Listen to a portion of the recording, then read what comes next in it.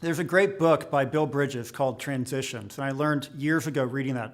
It isn't the changes that do you in, it's the transitions. Succession is a leadership transition, and a quite profound one. Once you get past that point of identifying your successor and grooming him or her to take over, you now have your next generation leader in place. There are a few key things that you'll want to make sure you do to continue that transition process. First, employee and customer communications. Make sure that people know what's going on. I have a client in Minnesota I've been working with for the last few years.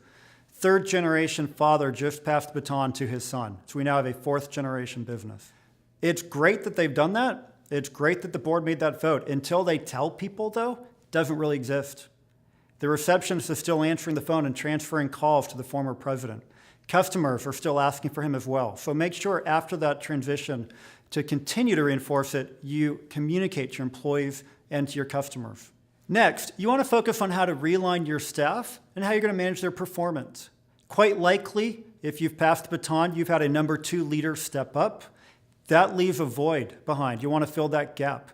Could be that that next generation leader has a different vision for the organization. I've got a client in DC, CEO has been running the company for about 30 years now. Well, his successor has a new vision for growth.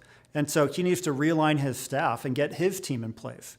Not have them living in the past, but living in his present and into his future. That requires different performance management practices, new goals to be set for an organization. And then finally, make sure that that CEO in transition or you as a business owner deliver all of your relationships to your successor.